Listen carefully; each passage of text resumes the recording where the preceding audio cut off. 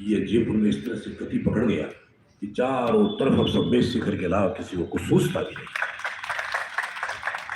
उसी सम्मेद शिखर की बात के अंतर्गत जो कार्यक्रम बना है वो सब आपको पता है, क्योंकि समय सीमा में देखता हुआ बोल रहा हूँ। 25 दिसंबर को एक विशाल मौन जुलूस की परिकल्पना बन चुकी है। श्वेतांबर समाज भी इसमें जुड़ेगा। तीर्थ क्षेत्र कमेटी भारतवर्ष की जो है वो निवेदक के रूप में है, आयोजक राजस्थान जैन सभा करती है। उसमें जो होगी अल्बर्ट हॉल से वो जो कार्यक्रम निकलेगा, उसके बाद में महावीर स्कूल में उसका समापन होगा। और समापन में केवल जो आचार्य मनराज जयपुर में विराजमान है, चाहे श्वेतांबर और दिगंबर, उनके मंगल प्रवचन वहां पर होंगे और सम्मेद शिखर के बारे में सारे समाज को आशीर्वाद देंगे, जिससे हम हमारे सम्मेद शिखर को किसी भी कीमत पर पर्यटन स्थल से अभी कुछ दिनों में कुछ सूचनाएं भी आई है कि बिशप सोरेन साहब ने क्या नाम से उसको वापस लेने की बात की है। लेकिन आप समझिए, जब अधिसूचना जारी हुई है तो अधिसूचना को निरस्त करने की बात भी तो करिए। आप अधिशेष नाम निर्णय है, अगर 4 भाषण दिए जाए और 5 तरह की बात भी कह जाए, अब इस समय उतनी विश्वसनीयता निगाहों में नहीं रही है। हमारी अधिसूचना जिस तरह से जारी की है, उस अधिसूचना को वापस ले लीजिए, हमारा आंदोलन समाप्त कर देंगे, लेकिन इसके पहले हमारा आंदोलन समाप्त नहीं होगा।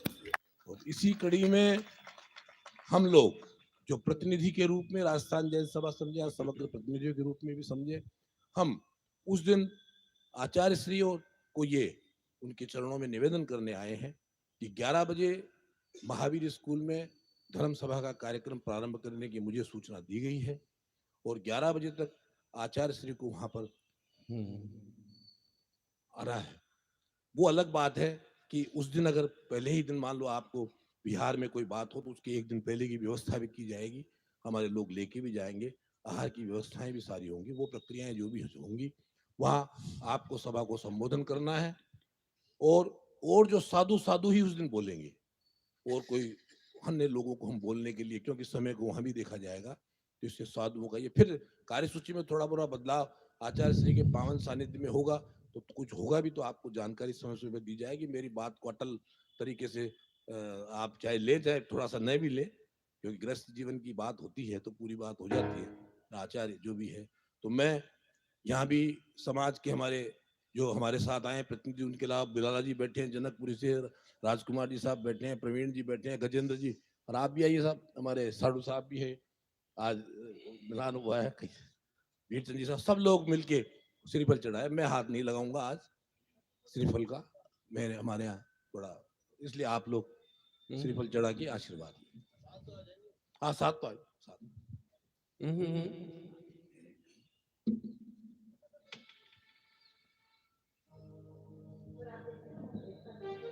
जी महाराज का केस रोज भी चल रहा है।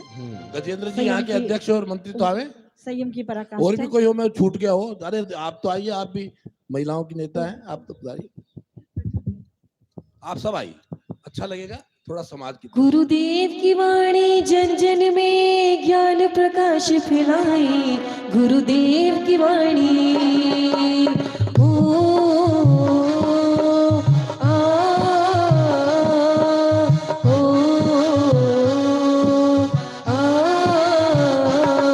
गुरुदेव की वाणी जन जन में ज्ञान प्रकाश फैलाए, गुरुदेव की वाणी।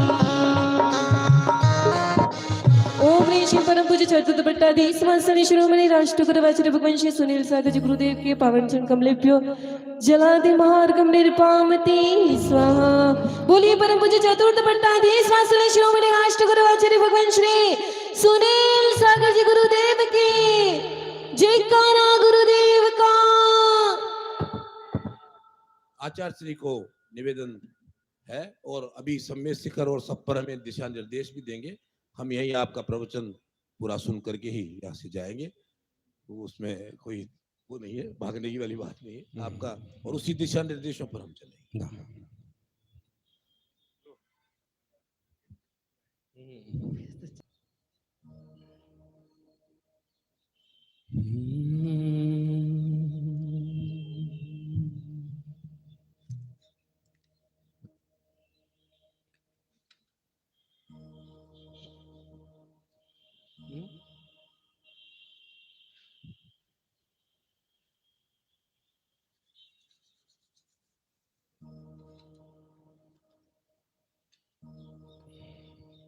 सभी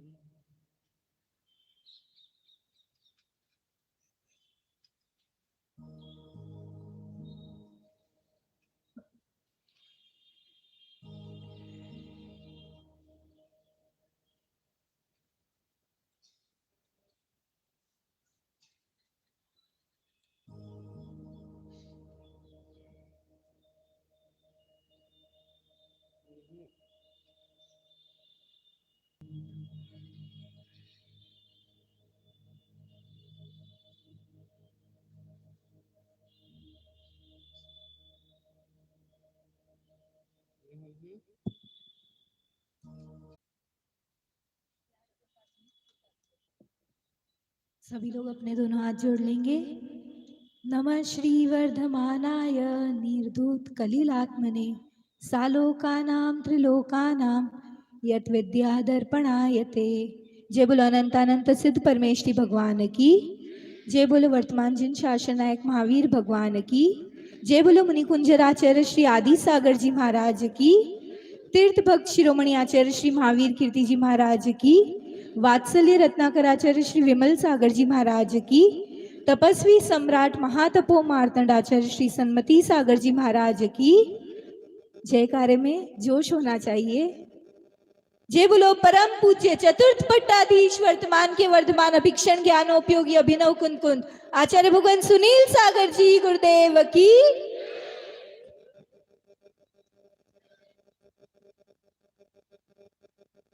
आचार्य भगवान कहते हैं जीवन एक सुरम्य उद्यान है, इसे सींचो तो हरा भरा फला फूला खिलखिलाता रहता है और सींचना बंद कर दिया जाए तो सूख जाता है।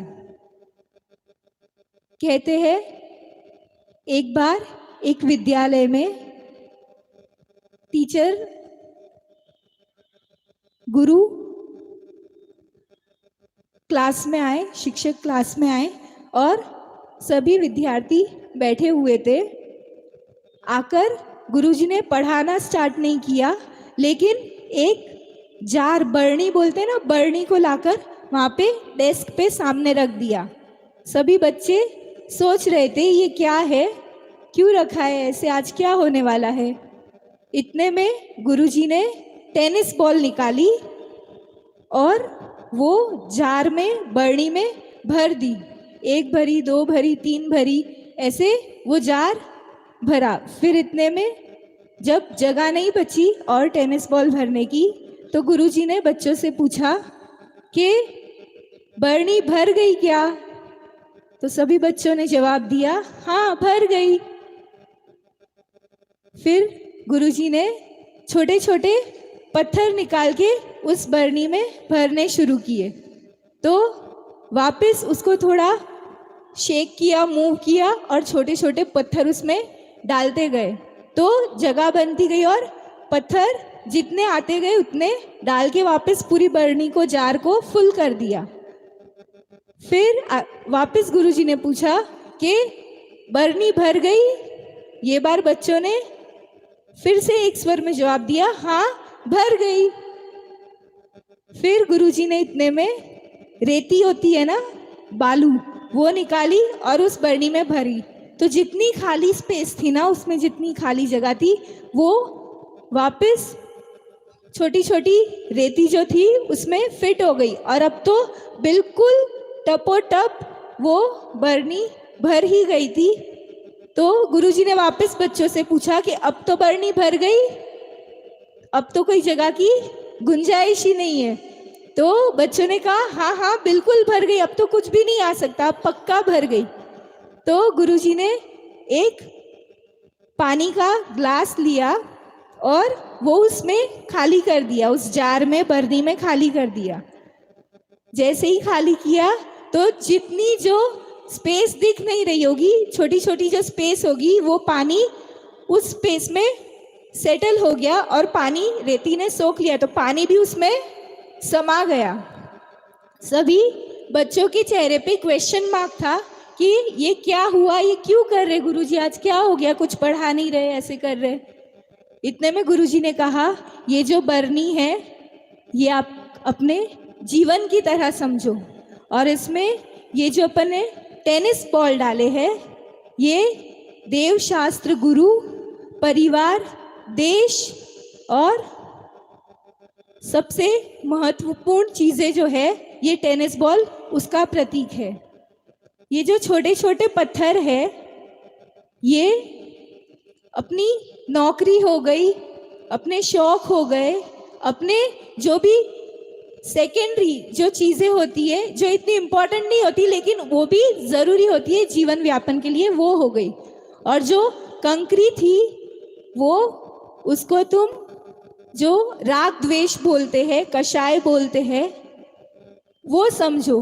तो इसमें अगर ये बरनी में हमने सबसे पहले रेती को भर दिया होता तो क्या टेनिस बॉल के लिए जगह बचती क्या? वैसे ही अगर कंकर पत्थर पहले भर दिए होते तो रेती तो भरा जाती लेकिन टेनिस बॉल नहीं भर पाते। इसमें सबसे बड़ी सीख यही थी कि अपने जीवन में अपनी प्रायोरिटीज को सॉर्ट आउट करना, क्या इम्पोर्टेंट है, सबसे इम्पोर्टेंट लाइफ में क्या है, उसके लिए पहले स्थान बनाओ, उसके लिए अपनी एनर्जी को यूज करो, बाद में बाकी चीजों के लिए, और उसके बाद राग द्वेष के लिए तो एनर्जी को वेस्ट करना ही नहीं है। सभी बच्चे ध्यान से सुन रहे थे, समझ रहे थे। इतने में छोटी सी एक पीछे से बच्ची की आवाज आई। ये सब तो गुरुजी समझ में आ गया, लेकिन ये तो बताओ कि वो पानी का ग्लास क्यों खाली किया, उसका क्या मतलब था? तो गुरुजी ने जवाब दिया, लाइफ में प्रायोरिटीज को सॉर्ट आउट भी कर लिया, सबसे इम्पोर्टेंट काम को भी महत्व दे दिया, लेकिन देव दर्शन, गुरु पूजन के लिए हमेशा समय होना, जो अपने आराध्य है उसकी भक्ति के लिए हमेशा समय निकालना, तो ही लाइफ के इम्पोर्टेंट काम भी हो पाते हैं। यही हमने अर्जुन लाल जी सेठी की लाइफ का भी एक प्रसंग सुना था कि उन्होंने जेल में भी उपवास किए थे क्योंकि देव दर्शन नहीं हो पाए थे। वही संबल का एक कारण होता है। ये जो गुरुओं की शक्ति मिलती है, यही हमें आगे बढ़ने की या फिर कोई भी कार्य को पूर्ण करने की और संपन्न करने की ओर बढ़ाती है।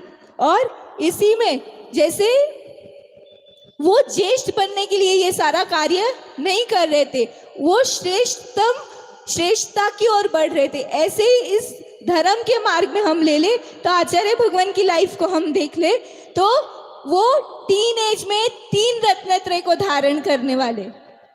समझ में आ रहा है? टीन एज किसको बोलते हैं?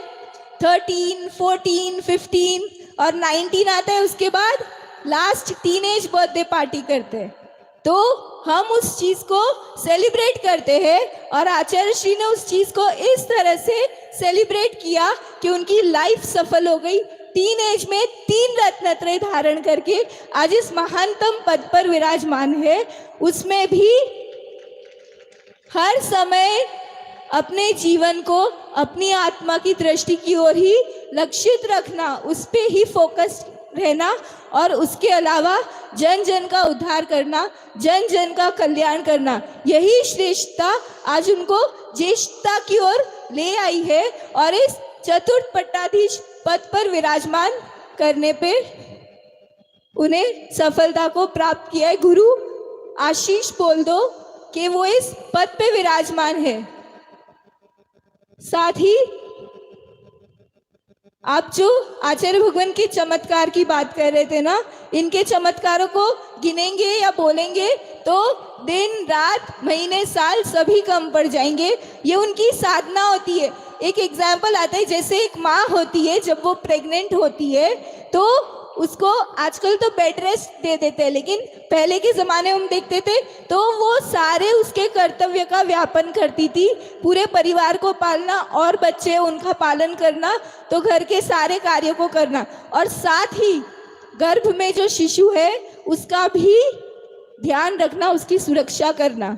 ऐसे ही आचार्य भगवान है जो स्वपर का कल्याण कर रहे, सभी जन जन का उद्धार कर रहे हैं, सबके लिए समय देना और साथ में अपनी आत्मा को नहीं भूलना, अपना आत्म कल्याण निरंतर जारी रखना, बाहर में नहीं उलझना, कर्तव्य बुद्धि से सबको संभालते हैं और साथ ही अपने आत्मा का भी ध्यान रखते हैं। उस गर्भस्थ शिशु का जिस प्रकार माँ ध्यान रखती है, उसी प्रकार आचार्य भगवान भी अपनी आत्मा का ध्यान रखते हैं। हम सभी की आचार्य भगवान के चरणों में एक छोटी सी प्रार्थना के साथ मैं अपने बात को खत्म करूंगी। सभी लोग यहाँ पे वैशाली नगर में ज्यादा दिन नहीं बचे हैं, लेकिन इस चीज को ध्यान रखना कि आचार्य भगवान जहाँ जहाँ जाए आपके पास हमेशा अवसर रहेगा किसी भी तरह से आके दर्शन को प्राप्त कर सके, उनके चरणों में आशीष को प्राप्त कर सके। 4 लाइनों के साथ।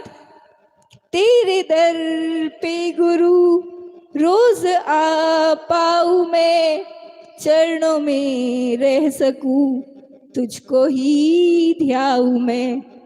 आंख जब भी खुले दर्श तेरा ही हो, कर्ण जब भी सुने शब्द तेरे ही हो। तेरी ही प्रार्थना मेरी अब प्यास है, प्यास की तृप्ति का तू ही आधार है। तेरी भक्ति करूं, तेरी पूजा करूं, तेरी भक्ति से ही संपन्न हो जाऊं मैं। जय बोलो परम पूज्य आचार्य भगवान सुनील सागर जी गुरुदेव की। वैशाली नगर व्यापार मंडल से भी यहाँ पधारे पूज्य गुरुदेव के पावन चरणों में अपनी आस्था का शिफा समर्पित समझपुर से। चलिए बात करें। और हम निवेदन करते हैं पूज्य गुरुदेव के पावन चरणों में नमोस्तु करते हुए कि मंगलमय वाणी से सभी का कल्याण हो, सभी में क्रांति की ऐसी भावना जागृत हो। नमोस्तु गुरुदेव, नमोस्तु गुरुदेव। ओम नमः सिद्धिभ्यः, ओम नमो जिनाणम। जिनकी आहार चर्या है वो कायुस्तर करो और निकल जाओ। जिनकी आहार होना है वो जाओ, जिनके उपास है वो बैठने के लिए नहीं जाओ। ओम नमः सिद्धिभ्यः।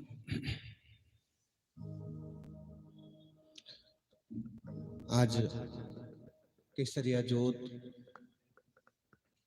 के सभी कार्यकर्ता उपस्थित हैं। क्रांति की बात हो रही है, लेकिन बिना क्रांति की शांति नहीं होती, कभी कभी वो भी जरूरी हो जाती है। इसी पर आज अपन थोड़ी चर्चा करेंगे। सभी शांति से बैठिए। मुनि महाराज का किसलोन चल रहा है और ऐसे ही करेंगे धीरे धीरे धीरे धीरे, तो शाम तक आपको किसलोन दिखने का अवसर मिलता रहेगा। लेकिन ये कठिन तपस्या है मुनियों की कि बाल कटवाने की बनवाने की बजाय वो अपने हाथ से ही निकाल देते हैं 2, 2.5, 3, 4 महीने में। 4 महीने के पहले पहले त्याग का प्रतीक जीवन है कि इससे न शरीर से बहुत मोहब्बत। दोनों हाथ जोड़ के प्रभु का स्मरण करते हैं। ओंकारं बिंदु संयुक्तम नित्यं ध्यायन्ति योगिनः, कामदं मोक्षदं चैव ओंकाराय नमो नमः। अज्ञानतिमिरान्धानां ज्ञानाञ्जनशलाकया चक्षुरुन्मीलितं येन तस्मै श्री गुरवे नमः। जय बोलो महावीर स्वामी की, जय बोलो महावीर स्वामी की, जय बोलो महावीर स्वामी की, जय बोलो महावीर स्वामी की। घट घट के अंतर्यामी की, घट घट के अंतर्यामी की, जय बोलो महावीर स्वामी, जय बोलो महावीर स्वामी की।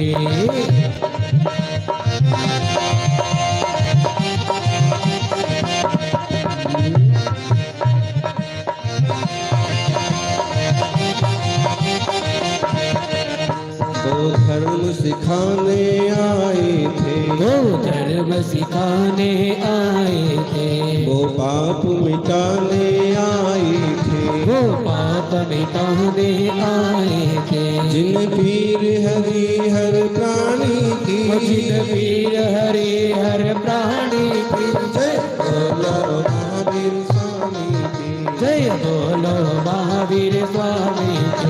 घट घट के अंतर्यामी के, घट घट के अंतर्यामी के, जय बोलो महावीर स्वामी के, जय बोलो महावीर स्वामी के, जय बोलो महावीर स्वामी के। वर्तमान जिन शासन नायक परम क्षत्रिय वर्धमान भगवान महावीर स्वामी की, आचार्य श्री आदि सागर जी महाराज की, आचार्य महावीर कीर्ति महाराज की, तपस्वी सम्राट गुरुवराज श्री सन्मति सागर जी महाराज की, बोलो परम पूज्य वर्तमान की वर्तमान अभीक्षण ज्ञान उपयोगी तीर्थोत्तर चतुर्थ पटरी आचार्य शिक्षक सुनील सागर जी गुरुदेव की जय। तारा गुरुदेव का नमस्ते। चलता चले वह आदमी, बढ़ता चले वह आदमी, संग्राम पथ पर सूल से लड़ता चले वह आदमी, है आदमी तो वह कि जिसका धर्म ही संग्राम है, जीवन इसी का नाम है, जीवन इसी का नाम है। अर्जुन सेठी का जीवन इसी ढंग का जीवन था। पंडित अर्जुन लाल सेठी कहते हैं, जयपुर में एक सेठी कॉलोनी भी है जो पंडित अर्जुन लाल सेठी के नाम पर है। लेकिन जितना जो कुछ होना चाहिए वो कुछ भी उनके लिए देश ने नहीं किया। शायद एक विडंबना ही कहिए, किसी महापुरुष के लिए उसका देश ऊपर उठाता है, देश भूल जाए तो पार्टी ऊपर उठाती है, पार्टी भूल जाए तो समाज ऊपर उठाती है, लेकिन जिसे सभी भूल जाएं उसे कौन याद करे? उसे याद करने वाली केसरिया ज्योत नाम की संस्था। और इनकी युवाओं ने अभी जैसा कि घनश्याम जी, डॉक्टर घनश्याम बेनीवाल बता रहे थे आपको, बहुत गहराई की बातें बताई। शायद उन्हें और टाइम दिया जाता तो। और उसके बाद डॉक्टर शिवपाल जी, शिव सिंह जी पालावत, और उसके अमरीश वर्धन, ये तो अर्जुन सेठी के समझ लीजिए, मुझे लगता है कि अवतार तो नहीं हो गया है। और जिस दिन ये वर्धन जी, अजय चौधरी और शिवपाल जी एक दिन आए, उस दिन ये बात हुई। इस विषय पर हमारा काफी समय से चिंतन मंथन चल रहा था कि एक ऐसा क्रांतिकारी हुआ है और जो धर्म के प्रति इतना समर्पित था कि अगर उसे जिन प्रतिमा का दर्शन ना हो तो भोजन ना करे। और उसके उदाहरण है कि जयपुर में ही 6 उपवास उन्हें करना पड़े थे। जयपुर में 5 साल की सजा। जो महाराज माधो सिंह उन्हें अपना प्रधानमंत्री बनाने को तैयार थे, आग्रह कर रहे थे, और उनकी बात को उन्होंने ठुकरा करके ये कहा था, अभी किसने कहा था ये, कि अगर अर्जुन सेठी नौकरी करेगा तो देश को स्वतंत्र कौन करवाएगा, देश की लड़ाई कौन लड़ेगा। उस समय एकदम जैन समाज में कहिए, जयपुर में जैसे पहले ग्रेजुएट थे, इतने बड़ी पढ़ाई वाले के लिए। और उनके पिताजी चौमू रियासत में कामदार के पद पर थे। तो शुरू में पिताजी के हिसाब से उन्हें कामदार का पद तो 1.5 साल देखा, लेकिन उसमें भी ये हुआ कि जब अंग्रेज एजीजी का मतलब पता नहीं क्या होता है, लेकिन कोई बड़ा ऑफिसर होता होगा, तो वो चौमू गए तो वहां के जो सामंत थे उन्होंने समझा भी दिया।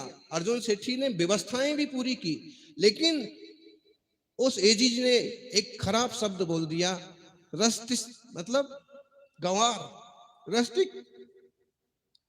राष्ट्रिक जो भी है, अंग्रेजी के शब्द ऐसे ही है। तो वो गवार शब्द उनको बहुत चुभ गया और उन्होंने वहां से नौकरी छोड़ दी।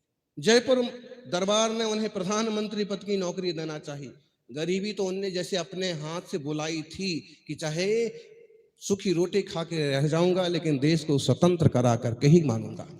प्रधानमंत्री बन के ऐश करते आराम करते कौन सी तकलीफ थी उस समय उनको, लेकिन नहीं, आम स्वार्थी लोगों की तरह उन्होंने नहीं सोचा।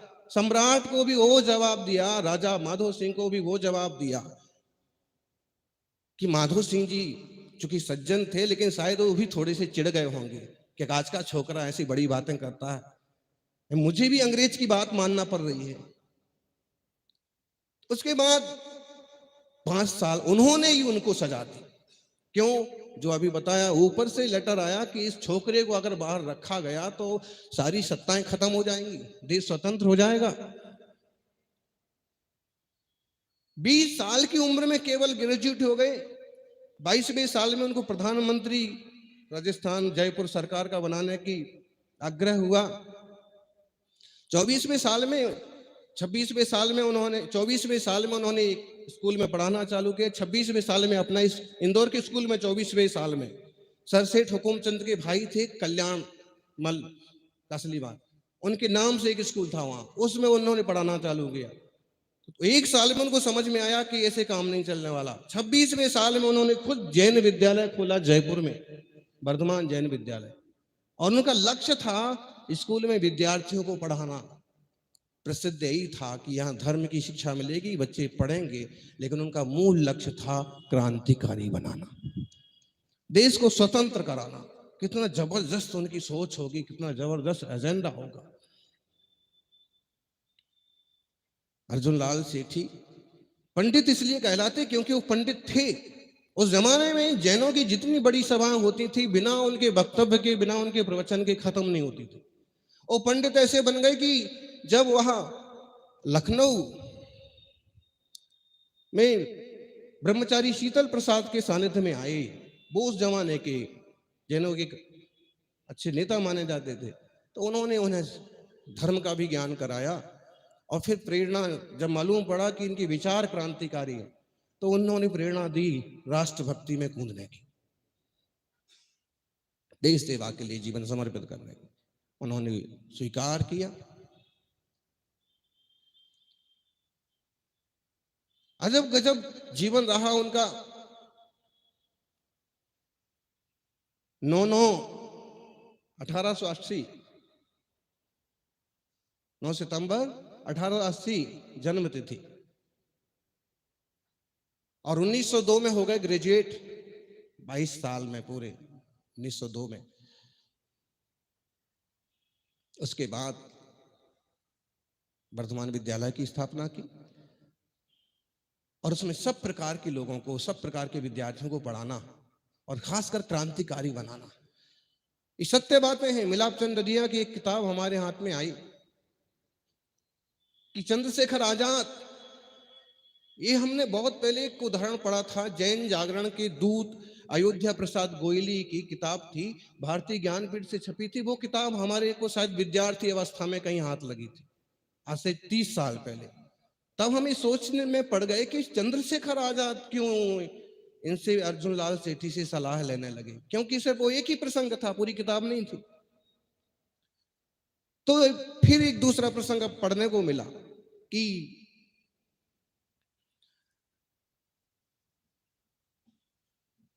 जब उनसे जयपुर में अयोध्या प्रसाद गोयली का मिलना हुआ, आना हुआ, तो वो अचानक से उन्हें छोड़ करके और अजमेर चले गए, है ना। अजमेर जाकर के और फिर वापस आए तो इन्होंने ये इंतजार ही करते रह गए कि कोई बात बताए नहीं हुआ, अचानक से और चले गए। आके बताया कि तुम सोच रहे हो कि मैं ऐसे तुम मेहमान बन के आए और मैं तुम्हें छोड़ के यूं चला गया।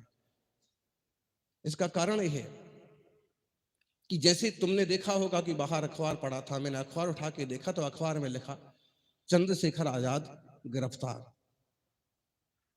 तो मैं तो सत्य में आ गया, क्योंकि अगर ये बात सत्य होती तो ये तो मेरी नैतिक मृत्यु थी, क्योंकि चंद्रशेखर आजाद को मैंने छुपा रखा था अजमेर में। एक किताब में संस्मरण है। तो जैसे ही मैंने समाचार पढ़ा तो तुम्हें भी कुछ नहीं बताया और मैं यहाँ से निकल गया। मैं वहां जाकर खोजबीन की, जहां मैंने जो कुछ किया था वो वैसा के वैसा सेटल पाया। और ये बात जरूर थी कि उसी टाइप के दूसरे आदमी को मेरे घर से अंग्रेजों ने पकड़ लिया।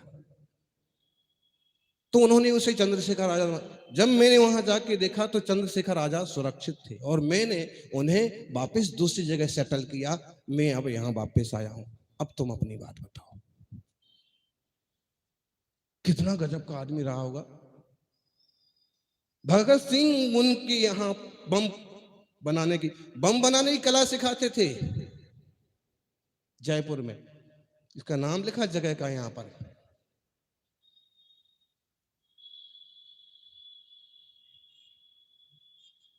क्रांत मतलब वो नरम दल और गरम दल दो तरह से विभाजन जैसे हो गया था, लेकिन वो एक में एक ऐसे इंसान थे कि नरम दल में भी उतने माननीय थे और गरम दल में भी उतने माननीय थे। सुभाष चंद्र बोस जैसे और भगत सिंह और चंद्रशेखर आजाद और प्रताप सिंह बारठ तो उनके शिष्य थे, खैर केसरी सिंह उनके मित्र थे। ऐसे लोगों से उनके जबरदस्त संबंध, क्या दांत काटी रोटी थी, मित्रता थी, क्योंकि सबके विचार एक जैसे हैं और देश को स्वतंत्र कराना है। और उसी लेवल पर गांधी जी, लोकमान्य तिलक जैसे लोग उनके विचारों का सम्मान करते थे, सम्मान देते थे। एक बहुत जबरदस्त छवि उनकी रही।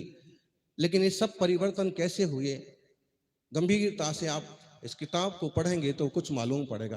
कल प्रवीण चंद्र छावड़ा जी आए थे, उनसे भी बात हुई तो उन्होंने कहा कि मैं किताब लिखने का मन तो बनाऊं, लेकिन जब तक मुझे उनकी मृत्यु की सही तिथि नहीं मिलती है तब तक मैं हिम्मत नहीं कर पा रहा।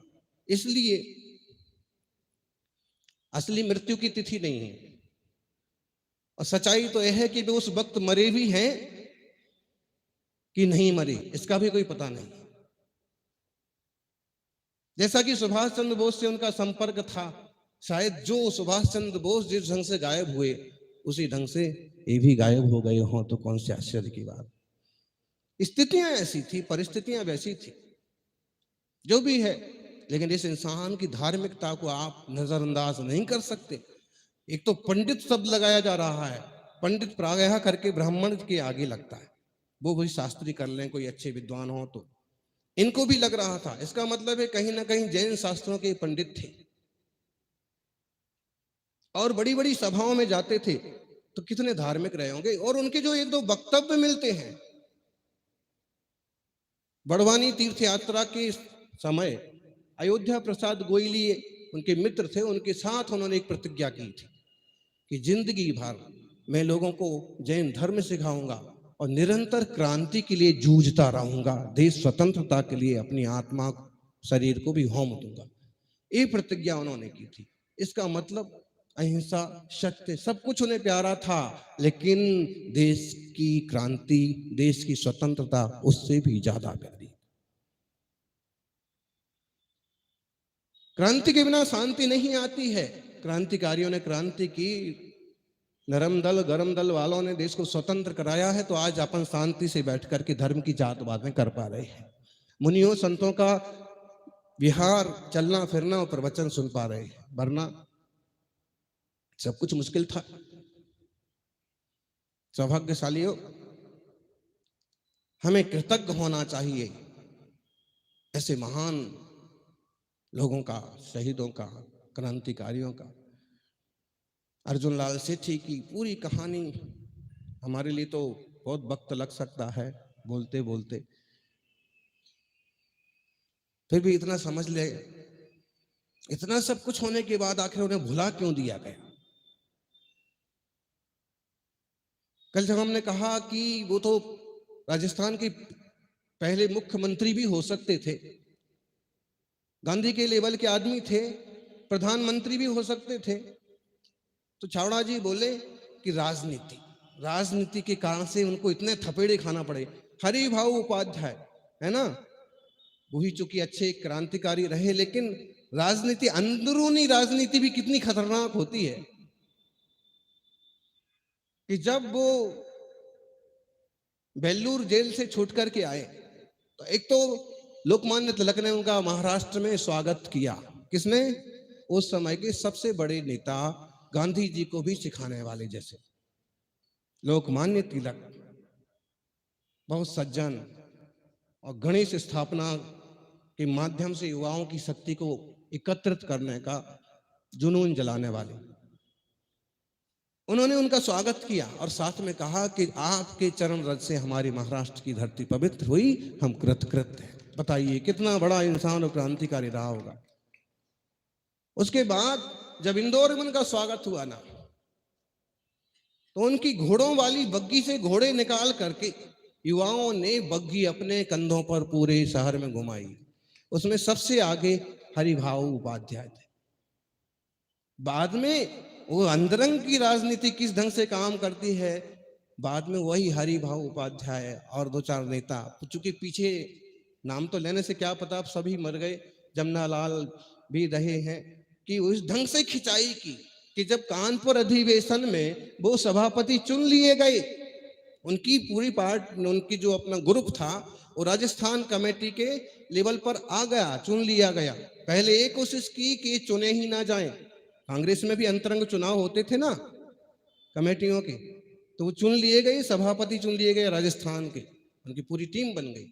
लेकिन इन लोगों ने ऐसा उपद्रव कर दिया कि वो चुनाव रद्द करा दिए। इससे उनको बहुत चोट लगी अंतरंग कि हमारे तैयार किए हुए लोग हमको ही मतलब इस ढंग से। बाद में उन्होंने एक दो पत्रों में लिखा भी कि राजनीति में मेरा कोई साथी नहीं है। जो केसरी सिंह बारहट को एक पत्र लिखा, उनको प्रिय बंधु लिखा, उसमें अपनी सारी कुछ समस्याओं का खुलासा भी किया कि तो इस टाइप की समस्याओं से जूझते रहे।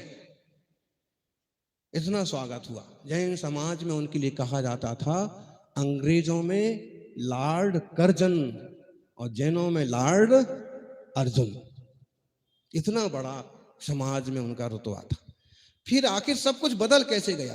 तो एक तो राजनीति के ढंग से बदली। मुझे तो लगता है ना कहीं गांधी की चुप्पी ने भी इनको पतित करने में बहुत बड़ा, अब क्या बोलने का, बहुत बड़ी भूमिका निभाई कि जब उनके साथ अन्याय हो रहा है, उसी मैदान में, उसी चुनाव के, उसी मीटिंग्स के अवसर पर, तो उनमें बड़े नेताओं को बोलना चाहिए ना। वो लिखा अजमेर में बाद में शिविर में बाद में सारे बड़े नेता उनके निवास पर पहुंचे, गांधी जी, नेहरू जी, ऐसे सब बड़े नेताओं के नाम लिखे। और गांधी जी ने कहा कि आपको इतनी सारी चोटें लगी हैं क्योंकि वो सत्याग्रह पर आ गए थे कि जब हम जीत गए, हमारा ग्रुप जीत गया है, तो इसे ही क्यों नहीं आप घोषित कर रहे हैं, रद्द क्यों कर रहे हैं राजस्थान के चुनाव। तो उसको लेकर के उनने सत्याग्रह किया अपने ही लोगों से। तो सेवा दल में जो लोग थे, सेवा दल के लोगों ने किसी के इशारे पर, चाहे जमनालाल जी के इशारे पर कहो कि वल्लभ भाई के इशारे पर कहो, उनकी जोर से पिटाई की, घायल हो गए वो सब। घायल होने के बाद फिर गांधी जी गए कि आपको इतनी चोट लगी, आपको इतनी तकलीफ हुई, मैं उपवास करूंगा। तो उन्होंने गांधी जी को तो मना लिया कि आप उपवास मत करिए। उसी अवसर पर गांधी जी ने कहा कि आप तो हमारे गुरु तुल्य हैं। लेकिन तब क्यों चुप्पी रखी जब पिटाई हो रही थी? तो मतलब नीति, राजनीति किस ढंग से खतरनाक ढंग से चलती है। अब तुम उपवास करने की बात, और ये स्वाभाविक है कि अर्जुन सेठी जैसे लोग जो हैं वो तो कह ही देंगे ना कि उपवास मत करिए। उपवास करना ही गांधी जी को अर्जुन सेठी ने सिखाया था। आप कहोगे कैसे? पहले तो जयपुर में 6 उपवास किए थे और फिर बेल्लूर जेल में 1910 के पहले बेल्लूर जेल में 70 उपवास किए थे। राजनीति में वो उपवास इस रूप में प्रसिद्ध है कि जेल में बंद कैदियों के साथ दुर्व्यवहार किया जाता था, उसके विरोध में 70 उपवास किए थे। लेकिन इसको धार्मिक लोग इस ढंग से बोलते हैं कि 70 दिन तक उन्हें भगवान के दर्शन नहीं हुए थे, इसलिए उन्होंने उपवास किए हैं। और उसमें फिर एक बात सही जोड़ी भी गई कि जब उनके शिष्य महात्मा भगवान दीन मूर्ति लेकर के जेल में उनको दर्शन कराया, उसके बाद उन्होंने उपवास का विसर्जन किया, भोजन किया। और उस ढंग से गांधी जी ने उनके बाद उपवासों को आंदोलन का साधन बनाया। चूंकि गांधी जी की अपनी भूमिका रही है, बड़े ही रहे हैं, उसकी कोई बात नहीं, लेकिन इनका भी रोल देश की स्वतंत्रता में कहीं कोई कम नहीं है। बस उसे भुला दिया गया, ढक दिया गया। और फिर जैनों ने ऐसा क्यों किया? देखो, जाति पाति अस्पृश्यता वगैरह की बातें तब जबरदस्त स्तर पर थी। जब उन्होंने वर्धमान विद्यालय खोला तो लोगों ने खूब दान चालू किया। वर्धमान जैन विद्यालय खोला है, जैनों ने खूब दान दिया, संस्था खड़ी हो गई, टीचर्स खड़े हो गए, सारी चीजें आ गई, सब कुछ हो गया। जब विद्यालय चालू हुआ तो उसमें सबको प्रवेश देने लगे। कोई भी आओ, झाड़ू लगाने वाले हों, मल उठाने वाले हों, कोई भी हों, हम सबको शिक्षा देंगे। कुछ जो पौगापंथी थे उसके विरोध में आ गए कि तुम एक लाइन में सब बच्चों को कैसे बिठा सकते हो। तब तो गजब था ये छुआछूत का। श्री गांधी जी को देखते हैं कि छुआछूत को उन्होंने मिटाया, हरिजन निकालते थे, ये करते थे, लेकिन अर्जुन सेठी का कोई कम रोल थोड़ी है। इससे बड़ा दंड उनको इसका क्या मिलता कि जब उन्होंने एक मुसलमान बच्चे को भी वहां भर्ती कर लिया। प्रताप सिंह बारहट, लोग चारण की कौम को भी तो छोटा ही मानते थे उस जमाने में, ये तो थोड़ी सद्बुद्धि अवाई है। फिर ऐसे लोगों को, फिर उस पर एक मुसलमान को भी ले लिया, तो पूरी समाज उल्टी पड़ गई कि तो उनका बहिष्कार कर दिया, उनके विद्यालय का बहिष्कार कर दिया। उनकी जो दान की पेटियां मंदिरों में रखी थी वो पेटियां खत्म करवा दी। ये हुआ परिणाम कि मतलब ये है कि वो एकदम निस्सहाय जैसे हो गए। उनको जयपुर छोड़ना पड़ा, जयपुर छोड़ करके वो इंदौर गए। साल 6 महीने वहां पढ़ा रहे थे स्कूल में कि अंग्रेजों ने उन्हें गिरफ्तार कर लिया। तब तक एक क्रांति, इस ढेर सारी बातें हैं, घटनाओं में घटनाएं घुसी हुई हैं। सिर्फ एक ही कारण नहीं बना कि जैनों ने बहिष्कार किया, ये तो बहिष्कार का कारण बना ही। दूसरा कारण बना कि जो निमिष हत्याकांड हुआ आरा के पास, किसी धन वाले व्यक्ति को, और सेठी जी की योजना के अनुसार सेठी जी के शिष्यों ने जाकर के इसलिए खत्म किया था कि वो धन हमें मिलेगा तो हम देश की क्रांति में लगाएंगे।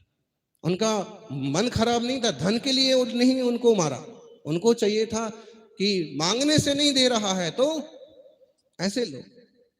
लेकिन वहां धन कुछ मिला नहीं ज्यादा।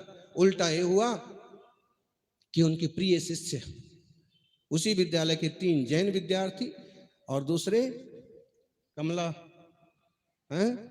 दत्त और एक और, ऐसे 5 लोग फंस गए। उसमें मोती चंद जो थे महाराष्ट्र के जैन थे, सहा थे, और शायद वो तो सोलापुर के थे, सोलापुर या फलटन के। तो उनको तो फांसी की सजा हो गई।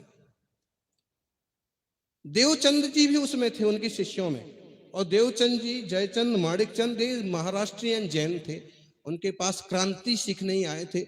लेकिन जब ये देवचंद ने ये देखा कि देखो मोती चंद ने अपने जान पर खेल करके भी देश के लिए इतना काम किया, और फंसवाया किसने? वो नहीं फंसते, उन्हें फांसी नहीं होती और ना दूसरे को आजीवन कारावास होती। फंस ऐसे गए कि कोई शिव नारायण नाम के व्यक्ति थे जो विश्वासु थे, सेठी जी उनको भी साथ में लेके आए और उन पर दबाव अंग्रेजों का बना, तो उनके मुंह से पूरी घटना निकल गई। तो मोती चंद को फांसी हुई। ये तो किसी को पता नहीं। देश के लिए उन्होंने काकोरी हत्याकांड जैसा एक, समझ लीजिए, क्योंकि हत्या करना कोई अच्छी बात नहीं है, लेकिन उस काल के हिसाब से वो कितना जरूरी काम देश के लिए किया था। मोती चंद साहा और देवचंद साहा जब उनके मित्र ने ये देखा कि ओहो हमारे ही लोग अपनी चमड़ी बचाने के लिए अपनी रंजिश बस फांसी पर चढ़वा दिया, तो वो क्रांति से भी विरक्त हो गए। गृहस्थी से तो विरक्त थे ही कि मुझे क्रांतिकारी बनना है और यहां सीखने आए, लेकिन क्रांति में जब ये धोखेधड़ी देखी कि मेरे गुरु के साथ ऐसा अन्याय हुआ, मेरे मित्र मेरे भाई के साथ फांसी पर चढ़वा दिया हमारे ही लोगों ने, तो इस चीज से चिढ़ गए, वो विरक्त हो गए और बैरागी बन करके उन्होंने आचार्य शांति सागर जी से मुनि दीक्षा ली। कमल बाबू किसने दीक्षा ली? देवचंद साहा आचार्य शांति सागर जी से दीक्षा ली और वो बने मुनि समंत्र भद्र। आज उनके नाम से बहुत बड़ा स्कूल कॉलेज है कुंभोज बाहुबली में, आचार्य समंत्र भद्र, क्योंकि उनने बाद में भी देश और समाज सेवाई का काम किया, लेकिन क्रांति उन्होंने छोड़ दी। ये सब गद्दारी, अपने लोगों की गद्दारी के कारण से। तो इसका एक कारण बना कि जब बहिष्कृत हो गए तो यहां से चले गए। धीरे धीरे परिस्थितियां गिरती गई, क्रांति करते रहे, तरह तरह की योजना बनती गई। जब समाज से दूर हो गए, समाज ने दूर कर दिया, तो तब की दूरी आज तक चली आ रही। जैसे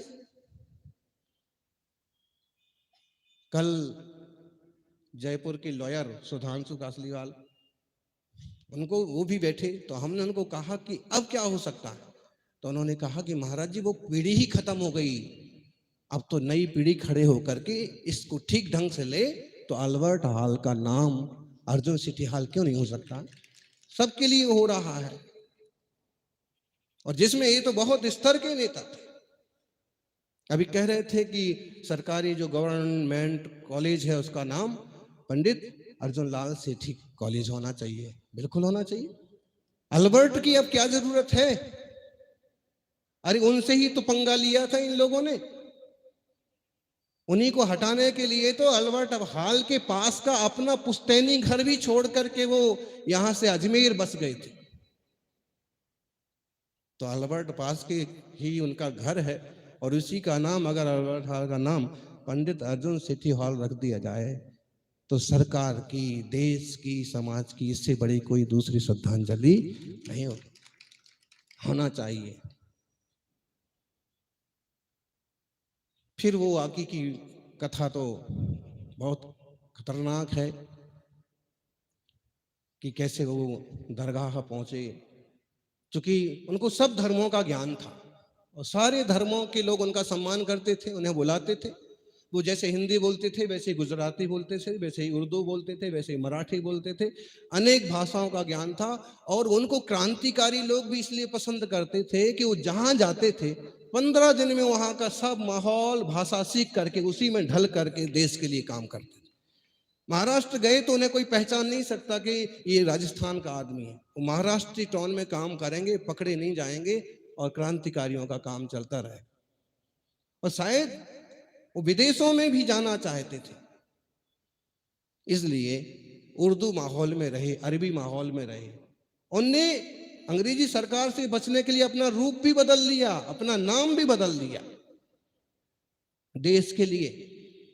इतना पक्का जैन धर्म को गहराई से जानने वाला व्यक्ति ऐसे बातों बातों में बन जाएगा क्या? धर्म छोड़ देगा? उसके पीछे कारण रहे। एक तो अंग्रेजों की गिद्ध दृष्टि कि अगर ऐसे लोग जिंदा रहेंगे तो हमें भारत छोड़ के जाना पड़ेगा, तो उससे बचने के लिए। दूसरा, समाज ने बहिष्कार कर ही दिया तो समाज में भी छुपने की जगह नहीं है, सिर छुपाने की जगह नहीं है। और तीसरी बात, वहां के विद्यार्थियों को पढ़ाएंगे, वहां के कुछ संस्कार हासिल करेंगे और उसके बेस पर हम अपनी बातें आगे बढ़ा पाएंगे। खुद को वो नहीं बन जाना है, और वो वहां पर रहते रहते मरे भी, इसका कोई प्रूफ नहीं है। एक दिन बात हुई तो ये वर्धन बोले कि महाराज जी अगर वहां कब्र है तो कब्र खुदवाई जाए और डीएनए टेस्ट कराया जाए कि किसकी कब्र है। आजकल तो सब कुछ, सुभाष चंद्र बोस के लिए तो कुछ लोग लड़ ही रहे ना, आज भी लड़ रहे कि खोज करिए। तो अर्जुन सेठी के लिए क्यों नहीं हो सकता है? निश्चित हो जाएगा कि वो यहां, और फिर तारीखें भी निश्चित की जा सकती हैं, क्योंकि अब वो इस दुनिया में नहीं है। तो इसको कोई लोग ऐसे ही बोल देते हैं कि अब इस बात की कोई जरूरत नहीं है। भाई जरूरत नहीं है, लेकिन पुरखों की संस्कृति को, पुरखों के संस्कारों को जान करके आगे की पीढ़ी को प्रेरणा मिलती है कि सच्चा क्षत्रिय कौन होता है, सच्चा राजपूत। ये तो जैन भी कहते हैं कि तीर्थंकर सारे राजपूत थे। जैन धर्म को मानने वाले ढेरों लोगों की जो जातियां हैं वो राजपूत ही हैं। लेकिन जैसे अर्जुन सेठी अभी खंडेलवाल जाति के हैं, खंडेला के राजपूत जिनने जिनसेन आचार्य के सानिध्य में 900 साल पहले जैन धर्म स्वीकार कर लिया, वो खंडेलवाल कहलाने लगे। और खंडेलवाल में सेठी, छावड़ा, बड़जात्या, ये सब अपने गोत्र बन गए उनके। तो वास्तव में वो क्षत्रिय ही थे, लेकिन सच में उन्होंने अपने जीवन में क्षत्रिय जैसा काम करके भी दिखाया। और वो क्रांतिकारी नहीं थे। क्या वो क्रांतिकारी नहीं थे? क्रांतिकारियों के भी गुरु थे, गुरु थे, सिखाना था कैसे क्रांति करना, आपको कैसे आगे बढ़ना। ऐसा नहीं हो कि तुम इतना सा काम किए और उसके पहले ही पकड़े गए, फंस गए। तो क्रांति भी कैसे करना, देश की सेवा कैसे करना, रक्षा कैसे करना, ऐसे अद्भुत प्रज्ञा शक्ति के धनी अर्जुन लाल सेठी के बारे में कैसा जबरदस्त हृदय, मतलब आपका रो पड़े कि वे जोधपुर जा रहे हैं, उनका बेटा अस्वस्थ है, 20 साल का युवा पहला पुत्र अस्वस्थ है और जोधपुर जा रहे हैं। इसी बीच मुंबई से सुंदरलाल बहुगुणा का तार आया, मैसेज आया, संदेश आया। सुंदरलाल बहुगुणा भी एक प्रसिद्ध गांधीवादी हुए, पर्यावरणविद हुए। तो सुंदरलाल बहुगुणा का उनके पास संदेश आया कि तुम्हें मुंबई में संबोधन करने को जाना है। अपने मरते हुए बेटे को छोड़, माने उस तरफ जाने की बजाय उनने तुरंत दिशा बदली और मुंबई में जो बड़ी सभाएं थी उसमें वहां जाकर के उन्होंने संबोधन किया। उसी संबोधन के बीच उन्हें अपने बेटे की मृत्यु का समाचार का तार मिला। देशभक्ति का जुनून बोलो, क्या बोलोगे इसको, वो तार उन्होंने देख लिया, पढ़ लिया, जेब में रख लिया और वैसे ही लगातार बोलते गए। तार लाने वाले ने ये बात आजू बाजू के लोगों को बताई कि ये तार में ऐसा तार आया है, तो लोग सभा में आंसू बहाने लगे। बून की आंख से आंसू नहीं निकले, बात पूरी हो गई, लोग उनको सांत्वना देने आए। और ऐसा नहीं, अपना बच्चा किसको प्यारा नहीं होता है, और जवान हो और युवा हो। बाद में एक पत्र में उन्होंने लिखा कि मैं तो क्रांतिकारी तैयार करना चाह रहा था, लेकिन उसके पहले दिया बुझ गया। तो कितनी बड़ी सोच। फिर ऐसा कोई कर सकता है? इतना कोई धैर्यवान साहसवान देश के लिए है? वो सभा बीच में भी छोड़ी जा सकती है, वहीं रोने लग सकते हैं, संवेदनाएं बटोर सकते हैं लोगों की। कुछ नहीं, पहले देश, फिर धर्म समाज और बाद में खुद। ऐसा नहीं कि एकदम विद्वान थे, पंडित थे और उनका आत्मा का, अध्यात्म का भी एक दृष्टिकोण झलकता है। उनके जो कुछ पत्र मिले हैं उनमें उनका आध्यात्मिक दृष्टिकोण भी झलकता है। और एक पत्र में तो यहां तक कहते हैं कि मैं मर के फिर से भी स्वर्ग जाकर के भी अपने देश की सेवा करना चाहूंगा।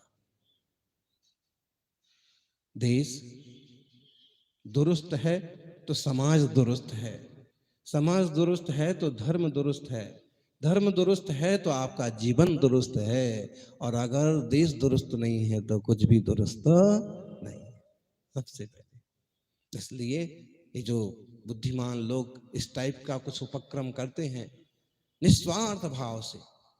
उनने निस्वार्थ किया था, लेकिन समाज का कर्तव्य बनता है कि उनके लिए कुछ करे। कमी या खूबी सब में होती है। जो कमी को कमी मानता है वो तलाशता है, और जो कमी को खूबी मानता है वो तराशता है। उस माहौल में वो काम किया। हमने सुना है कि जयपुर में एक अस्पताल का नाम उनके नाम से रखा भी गया था। अब कितनी सच्ची बात है कि कोई अस्पताल का नाम रखा गया था। कौन बोल रहा था? बाद में उसका नाम सैटेलाइट हॉस्पिटल कर दिया। रखना चाहिए।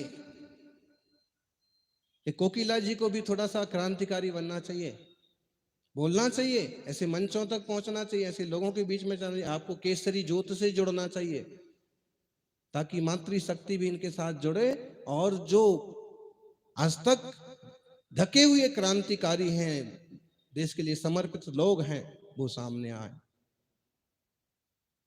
तो देशबंधु चित्तरंजन बंगाल के बहुत बड़े प्रज्ञावंत और क्रांतिकारी थे। उन्होंने कहा था अर्जुन लाल सेठी को कि तुम्हारी राजस्थान में कोई वैल्यू नहीं हो रही है, तुम तो बंगाल में पैदा होते तो देखते कि क्रांतिकारियों की वैल्यू क्या होती है। उस जमाने में उन्होंने कहा था उनसे ही। ऐसे कोटेशंस वगैरह इसमें कुछ हैं उपलब्ध। और गांधी टोपी का लोग बहुत सम्मान करते हैं, करना चाहिए। आजकल तो जैन पंडितों की फौज कहीं इकट्ठी हो तो गांधी टोपी जरूर लगाते हैं, भले बाहर निकलते ही जेब में रख लें। अर्जुन सेठी भी लगाते थे, और इनके सिर पर भी थोड़ी गांधी टोपी जैसी भी है, लेकिन इसे हम बाल गंगाधर तिलक वाली टोपी भी कह सकते हैं। उनने गांधी टोपी छोड़ दी थी। 2-3 ऐसे जबरदस्त किस्से बने कि गांधी तमाशा देखते रहे और उनकी जबरदस्त फजीती हुई, जबरदस्त अपमान हुआ, पिटाई कर दी। वो जिस लायक है उस पद के लायक जीतने के बाद भी उसको कैंसिल कर दिया। तो इतना फिर चिढ़ गए थे कि उनने गांधी टोपी छोड़ दी थी, गांधी टोपी नहीं पहने।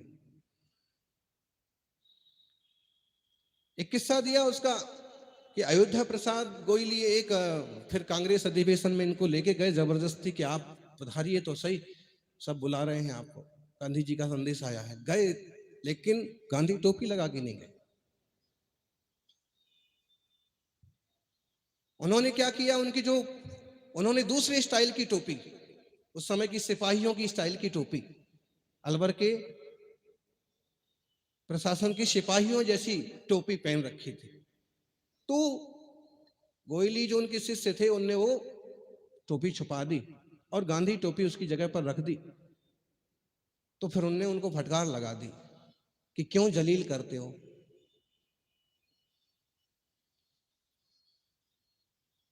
इसके लिए मैंने इतना कुछ किया, लेकिन इस टोपी वालों ने मुझे कितना दिया, देखते ही देश ने इतना तिरस्कार किया। तो कम से कम अब इस जमाने में तो ऐसा तिरस्कार नहीं होना चाहिए। समाज, सरकार उनके लिए पुरस्कृत करे, और पुरस्कृत तो क्या करेंगे, किसी अच्छे इमारत का हाल का नाम रख दिया जाए, पंडित अर्जुन लाल सेठी, एक याद बनी रहेगी, वही सम्मान हो जाता। गांधी जी के नाम बहुत जगह लगे हैं, सड़कों के नाम भी बहुत है। जयपुर की बात करें तो पहला नंबर सेठी जी का आता है।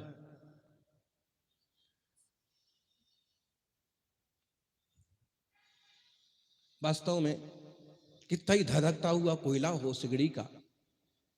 सिगड़ी को क्या बोलते हैं जी राजस्थानी में? सिगड़ी का कितना ही धधकता हो, कितना बड़ा कोयला क्यों ना हो, अगर उसे उठा करके बाहर डाल दिया जाए तो कितनी देर तक धधकेगा, कितनी देर तक चलेगा। मुझे लगता है वो ही हाल सेठी जी का होगा। राजनीतिज्ञों ने उनको राजनीति में से टांग खींच करके अलग कर दिया, और समाज जनों ने अपने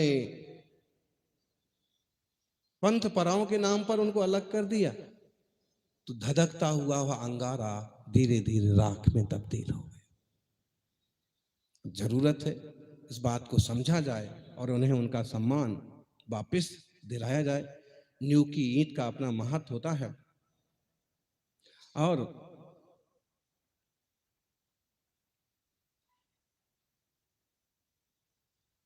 बिना नींव के कोई इमारत बरसों तक नहीं टिकी रहती है। नींव का भी ख्याल और सम्मान जरूरी है। आज 22 दिसंबर अर्जुन लाल से थी कि हमने इसको मृत्यु तिथि तो नहीं बोला है और ना बोलेंगे। हमने यही कहा था इन कार्यकर्ताओं को, इसे हम प्रतीक्षा दिवस के रूप में मनाएंगे। अब भी हम बहुत सारी प्रतीक्षा कर रहे हैं कि एक तो सच्ची तारीख सामने आए, सच्ची बात सामने आए कि कहाँ दफनाए गए, कहाँ मुसलमान बन गए, कहाँ इतना कट्टर आदमी जो गांधी के सामने नहीं झुकता है, सुभाष चंद्र बोस से आंख मिला के बात करता है। और ऐसा निश्चित रूप से उस रूप को धारण करने में, नाम बदलने में भी उनका देश के लिए कोई स्वार्थ छुपा होगा। अगर उन्हें मदरसे में पढ़ाया भी तो उसके पीछे भी उनकी कोई सोच रही होगी। और इस बात के वो पक्षधर थे, हिंदू मुस्लिम एकता हो, पूरे देश में एकता का माहौल हो, सब लोग मिलजुल करके आगे बढ़े, अपना उत्थान करें, इस बात के पक्षधर थे। इसका उन्हें कोई वो नहीं था। लेकिन इसका ये मतलब नहीं है कि आप उन्हें किसी भी रूप में ढाल दें। इसलिए प्रतीक्षा है कि सरकार उनके लिए क्या करती है। मरने के बाद भी भारत रत्न दिए गए हैं, दो मत दो, लेकिन कम से कम जिस शहर में वो पैदा हुए, जहां उनका घर था, वहीं कुछ ऐसा कर दो कि एक स्मृति बने, लोग प्रेरणा लें और देश के लिए, समाज के लिए एक कदम उठाते वक्त उन्हें एक जुनून और जोश रहे कि उनने किया था तो उन्हें ये मान मिला, हम करेंगे तो हमें भी। समाज कम से कम भुलाएगा तो नहीं। तुम कुछ दो मत दो, भूलो तो मत। हम आप सब युवाओं को केसरिया जोत और बदलो बदलो राजस्थान बिल्कुल बदलेगा। आप लोग डटे रहेंगे तो सच्चाइयां उजागर होंगी और इस राजस्थान का मान सम्मान बढ़ेगा। यहाँ प्रताप, महाराणा प्रताप जैसे, भामा शाह जैसे और एक से बढ़ के एक दिग्गज हुए हैं। हमारी संस्कृति, हमारी रीति नीति सुरक्षित रहे और सभी एक दूसरे का सम्मान करते हुए प्रेम से आगे बढ़ें। किसी के बैर विरोध की कभी हमें कोई पैरवी नहीं करना है। बस प्यार कैसे बढ़े और सच्चाइयां कैसे उजागर हों, इस पर काम करते रहिएगा। समीर शिखर जी के बारे में कह रहे थे तो कल समाचार मिला कि सरकार ने अधिसूचना जारी की थी, वापस ले ली क्या? सिर्फ बोला है।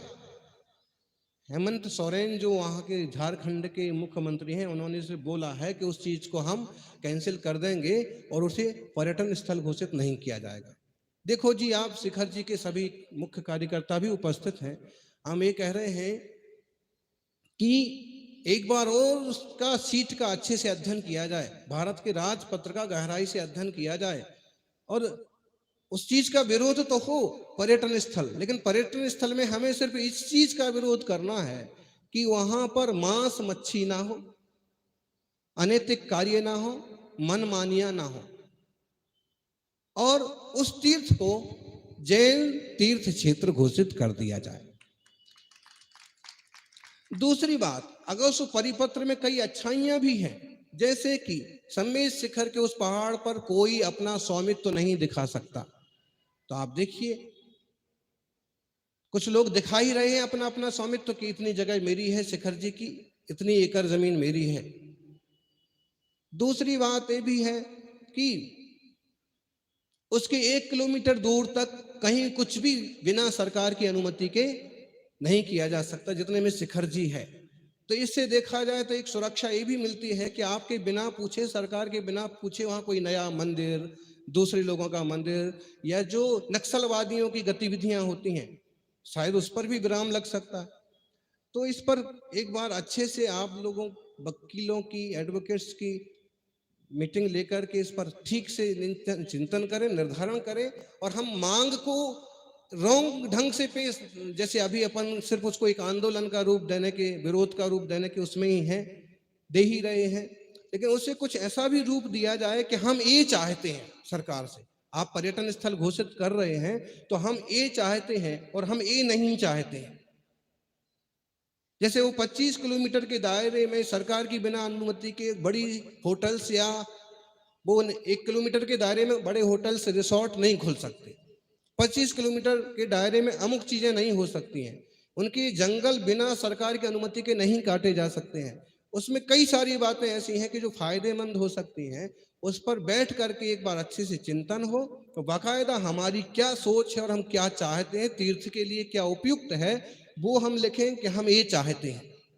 और आपके पर्यटन की जो राजपत्र में जो लिखा है कि उनके हिसाब से वहाँ के जो मतलब क्या बोलेंगे कि अपन इसको सीधे शब्द में बोलें कि वहाँ कोई मच्छी, अंडे, मांस, शराब जैसे दुकानें वगैरह नहीं हो, हम और मतलब जो हमारी संस्कृति के प्रतिकूल चीजें हैं वो वहां पर ना हो, और फिर उतने हिस्से को आप हटा लीजिए अपने अधिसूचना में से, और आप चाहें तो इसको घोषित कर सकते हैं। तो इस पर चिंतन होना चाहिए, क्योंकि अगर हमें उससे लाभ हो रहा है कि वहां के पेड़ पौधों की रक्षा होती रहेगी, वहां कोई माइंस नहीं ले पाएगा, वहां कोई खदान नहीं खोद पाएगा, वहां के पत्थर नहीं खोद पाएगा, अगर उसमें रहेगा तो वहां वन्य जीवों को कोई मार नहीं पाएगा, तो एक तरह से वो देखा जाए तो उसके तीर्थ की गरिमा भी बढ़ रही है।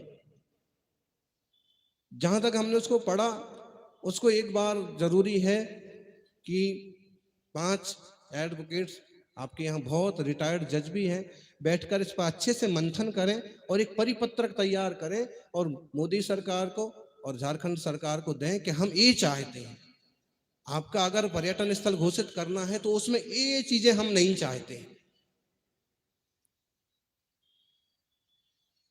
क्यों जी? अगर सीधे हमें कुछ नहीं चाहिए तो इसमें नुकसान तो नहीं हो रहा है कहीं? सरकार अगर ये सुरक्षित सरकार पर्यटन क्षेत्र घोषित कर दे तो उसमें शायद ये सुरक्षा हो रही है कि कोई खदान नहीं खोद सकता है, शिकार नहीं कर सकता है, पेड़ नहीं काट सकता है, तो टोटल विरोध करने से कहीं नुकसान तो नहीं हो रहा है। जरूर आप लोग इस पर मंथन करेंगे, यही हमारी भावना है। इस पर और चर्चा करना चाहेंगे तो हम इस पर और भी चर्चा कर लेंगे आज। और किसी का कोई जिज्ञासा, कोई प्रश्न उत्तर? जी,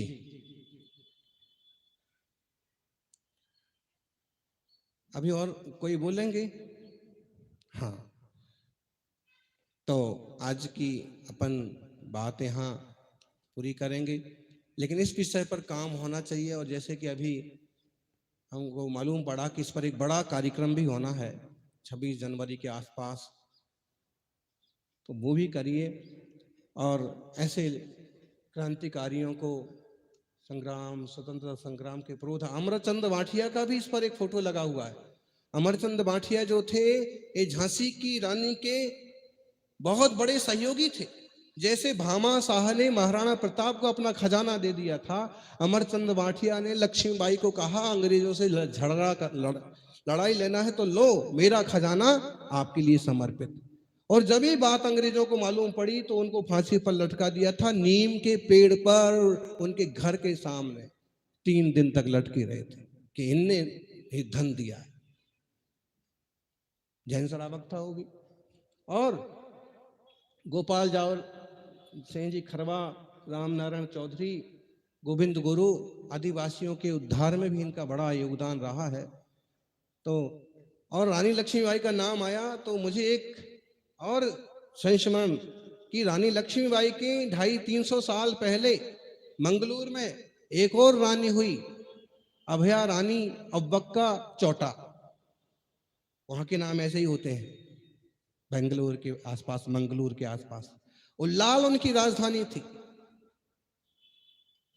मंगलूर तो अभी भी है, मंगलूर के पास ही उल्लाल था। 300 साल पहले उन्होंने रानी लक्ष्मीबाई से, चूंकि उनका भक्त, उनका जो कुटुंब था जिन भक्त भी था, जैन मंदिर भी उनके वहां था, लेकिन उन्होंने 4 बार पुर्तगालियों से युद्ध किया था। झांसी की रानी तो एक युद्ध करते ही ऐसे धोखेबाजी से और शहीद हो गई थी। वो 4 बार युद्ध किया था, आमने सामने की लड़ाई, एक स्त्री होकर के। मुझे लगता है कि लेडीज में कोई फर्स्ट फ्रीडम फाइटर हुआ तो रानी अब्बक का चौटा। अभी नाम भी नहीं सुना होगा, ये कौन आ गया और कहां से आ गया, अभी इतिहास पढ़ो जो आज। लेकिन वहां चलता है, वहां उनके नाम से स्कूल है, सड़क है, उनकी मूर्ति है, वहां उनके लोकगीत गाए जाते हैं। ऐसे जैसे राजस्थान के लिए कह रहे थे ना कि राजस्थान में पहली बार, राजस्थान में कांग्रेस के पिता कहिए, कांग्रेस को लाने वाले अर्जुन सेठी, कांग्रेस कोई खबर नहीं है। कांग्रेस के मुख्यमंत्री और मंत्रियों का आज के लिए आश्वासन होने के बाद वो भी लापता है।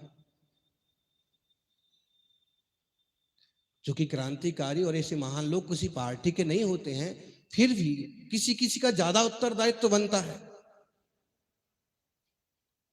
अगर आपके अपने पिताजी हैं तो उस पर थोड़ा, जैनों का इस पर ज्यादा उत्तर। मेरे को लगता है कि आप लोग जितना कर रहे, अगर उतना जैन युवा भी जुड़ जाएं तो इनसे संबंधित कोई भी काम अधूरे नहीं रहे। आप जो चाहें वो नाम लग जाएं, वो काम हो जाए। कर्तव्य तो बनता है, दायित्व तो बनता है। निश्चित रूप से आप लोग सफल होंगे।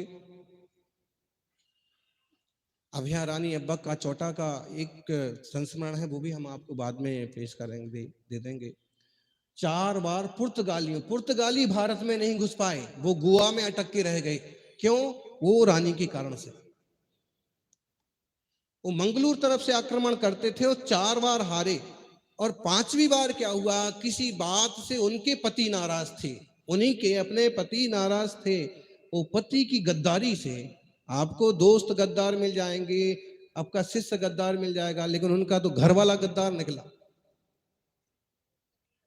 मतलब हाँ, कि वो एक तो उनकी पावर भी बहुत हो गई रानी की, किसी बात पर उनके आपस में बिगाड़ हो गया तो उन्होंने फिर उन रानी का बंदी बनाया। उसके बाद मंगलूर गोवा तरफ कब्जा हुआ था पुर्तगालियों का। चूंकि एक बड़ी जहाज शिप का नाम भी उनके नाम से सरकार ने रखा है पिछले सालों में, क्योंकि मंगलूर जो है समुद्री इलाका है, और समुद्री इलाके से उनकी, उस जमाने में वो तोप चलाती थी रानी। जनता की सेवा के लिए, देश की सेवा के लिए, जिसलिए जो ऐसे समझते ना कि जैनी है तो इसको कुछ भी बोलो, लेकिन जैनी को भी समझना चाहिए कि अहिंसा अच्छी चीज है, कायरता अच्छी चीज नहीं है। वो लेडीज है, जैन धर्म को पालती है, लेकिन जब जनता की और राष्ट्र की बात आती है तो तोप भी चलाती है। 4 बार पुर्तगालियों को देश में नहीं घुसने दी। भामाशाह के मंत्री कहिए, उपसेनापति कहिए, भामाशाह खुद महाराणा प्रताप के तलवार चलाते। तो क्षत्रिय हैं, शूरवीरता है, धर्म के। वहां पर प्रतापगढ़ में महाराणा प्रताप की बड़ी सारी मूर्ति का विमोचन, क्या बोलते हैं उसको अपन, अनावरण।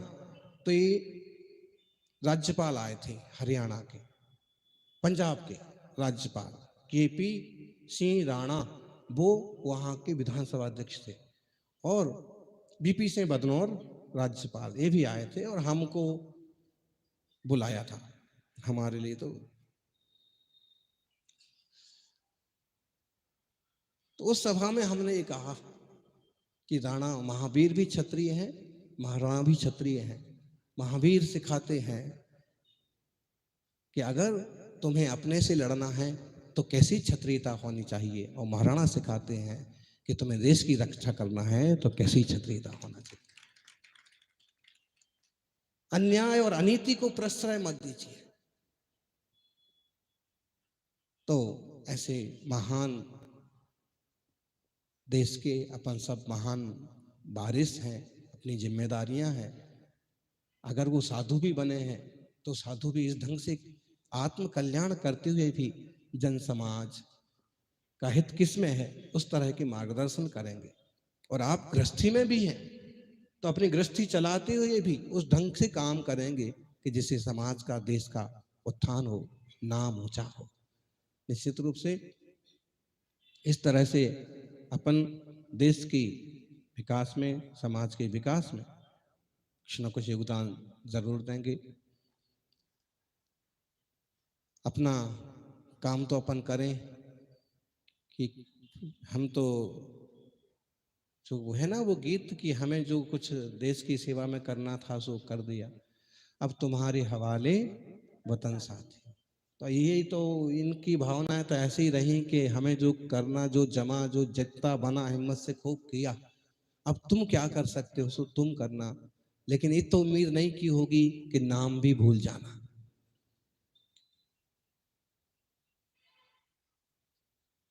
बेनीवाल जी और आप लोग इस पर एक अच्छी सी किताब, चाहे डंडिया जी की जैसी या इससे और स्पेशल पुस्तक तैयार हो जाए तो जल्दी से तैयार करवाएं, ताकि कम से कम तुम कुछ बनाओ, कुछ नाम रखो ना रखो, ये तो पढ़ लो कि कोई ऐसा इंसान भी हुआ है कि धर्म के साथ साथ राष्ट्र को सबसे ऊपर रखा। आज अपन यहीं विराम करेंगे। जय बोलिए 24 तीर्थंकर भगवान की। बोलिए परम पूज्य 108 आचार्य श्री सुनील सागर जी महाराज की। अभी बड़े समझदार। बोलेंगे उसमें से और आभार प्रदर्शन भी करेंगे। थोड़ी सी सूचना दे दें जरा सी। 24 तारीख को परम पूज्य तपस्वी सम्राट 108 यदि उस समय भी ऐसे ही प्रवचन होते तो मुझे लगता है कोई भी युवा अपने घर में नहीं बैठ सकता था। आपके प्रवचन ऐसे होते तो हर दिल में ऐसा क्रांति का बिगुल बजता कि पूरा देश उसमें लग जाता। आज भी जरूरत है समय शेखर जी को बचाने के लिए गुरुदेव आपके ऐसे उपदेशों की कि सबके मन में ऐसी भावना जागृत हो और हमारा धर्म। अच्छा, और आमंत्रित करियो श्रीमान ललित सिंह जी सांचोरा साहब, अध्यक्ष जयपुर व्यापार मंडल, यहाँ पर पधारे।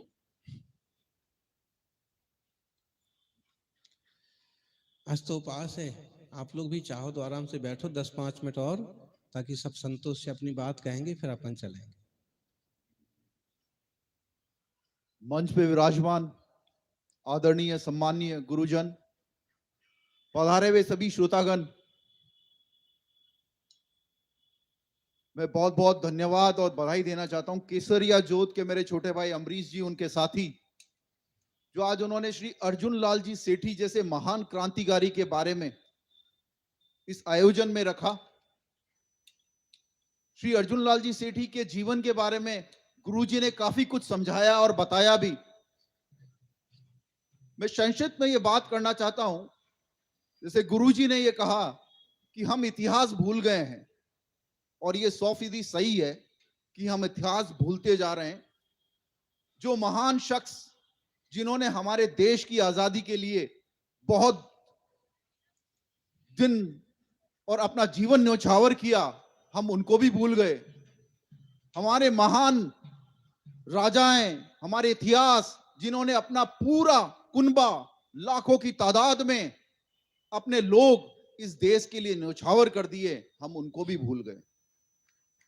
उसका मुख्य कारण है हम सिर्फ, ये हम पे लागू होता है और किसी पे लागू नहीं होता है, कि ऐसा क्या कारण है कि हम हमारे पुरखों को, हमारी महान आत्माओं को, हमारे गुरुजन को हम भूलते जा रहे हैं। हम हमारे गुरुजन का जो उनका आदेश होता है, जो उनके अच्छे वचन होते हैं, हम उनको ग्रहण नहीं करते हैं। वही कारण है जिसके कारण है कि आज हम धर्म से दूर होते जा रहे हैं। हम सबको ये प्रण करना होगा कि जो पाश्चात्य संगीत, पाश्चात्य जो व्यवस्था हम पे हावी होती जा रही है, हम इससे दूर रहें। गुरुजनों के आशीर्वाद से हमें वापस हमारे इतिहास की ओर देखना होगा। हमें अगर भारत को समृद्ध मजबूत बनाना है तो हमें हमारे गुरुओं को आशीर्वाद के साथ में, हमारे जो पुरखे रहे हैं, जो महान क्रांतिकारी रहे हैं, हमारे महान जो इतिहास में राजा रहे हैं, जो इतिहास में जिन्होंने चेंज लाए हैं, जो बदलाव लाए हैं, उनको हमेशा आगे रखना है, उनको याद करते रहना है और उनको नमन करना है। मैं अपनी बात को इसी से विराम देता हूं। बहुत बहुत धन्यवाद। स्वागत करती हूँ गजेंद्र सिंह जी, प्रदीप जी शर्मा साहब, वैशाली नगर व्यापार मंडल के। और आमंत्रित कर रही हूँ श्रीमान सलावत खान जी, पूर्व मंत्री राजस्थान सरकार, कृपया पधारें। पूज्य गुरुवर के पावन चरणों में आप आस्था समर्पित करें शब्दों के माध्यम से। नमस्कार गुरुजी, सम्मानित सभी गणमान्य लोग बैठे हैं, माताएं, बहनें, और मैं आज जो हमारे अमृत सिंह जी ने एक इससे शुरुआत की थी, हम पहले एक प्रोग्राम 2-4 महीने गए थे वहाँ राजा पार्क में, सेठी जी कॉलोनी नाम से, तो अर्जुन सेठी जी हैं, तो उन्होंने जो क्रांतिकारी, मैं क्या क्रांतिकारी के भी उस मेन क्रांतिकारी है, उनको ज्ञान देने वाले, तो हम उनको कहेंगे क्रांतिकारियों के उस्ताद जी। जो क्रांति की है उनके उस्ताद। और आज जो जैन समाज है वो एक सुलझावा समाज है और एक भामाशा है, वो कहाँ भी अच्छे बुरे वक्त में सबसे आगे रहते हैं और मालिक उनको उतना ही देता है, जितने वो दान करते हैं उतना ही उनको आगे बढ़ाते हैं। तो माँ अच्छी जगह जो दान करते हैं, कहाँ प्याऊ लगाते हैं, कहीं धर्मशाला बनाते हैं, कहीं कुछ बनाते हैं, मैं तो आपको आज यही कह रहा हूँ, यहाँ से भी आप घोषणा कीजिए कि इनके नाम से कुछ न कुछ शुरुआत करें, कि अंजुल लाल सेठी जी के नाम से हम समाज की तरफ से ये चीज बनाएं, और उसके बाद गवर्नमेंट से हम मांग के लेंगे, छीन के लेंगे, हमारा अधिकार लेंगे कि इन्होंने ये क्रांतिकार किया, इनके नाम से कॉलेज का नाम, यूनिवर्सिटी का नाम, किसी हॉस्पिटल का नाम, किसी सड़क का नाम, कुछ न कुछ एक ऐतिहासिक चीज इनके नाम से बने। हम आपके साथ हैं, इसमें सहयोग करेंगे।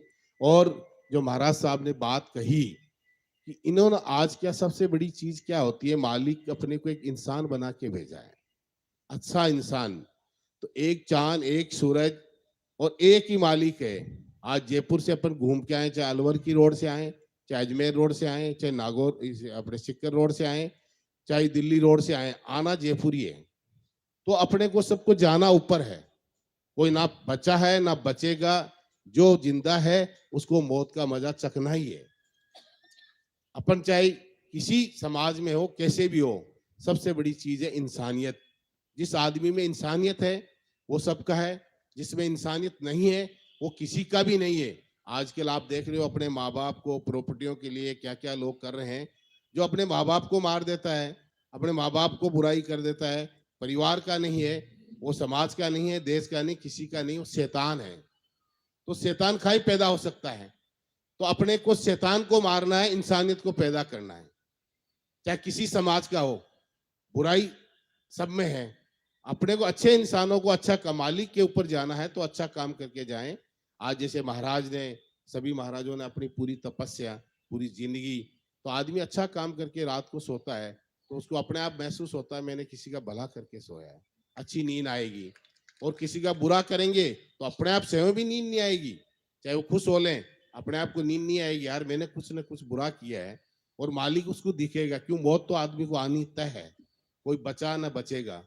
तो आप, अपन देश हमारा एक फूल है, इसमें सतरंग है, सब रंग है, सब तरह के आदमी है, मगर आज देश का मतलब अपना घर है। जिस आदमी का घर सुरक्षित होगा वो अमन से, सुकून से सोएगा, और जिसका घर सुकून नहीं है तो घर, अपना देश एक घर छोटा सा है, देश बड़ा है। वो सिस्टम है कि देश सुरक्षित है, अपन सब सुरक्षित है। तो देश के लिए अपनी जान भी जाए तो अपने को आगे रहना, पीछे नहीं हटना, क्योंकि देश सुरक्षित है, अपन सब सुरक्षित है।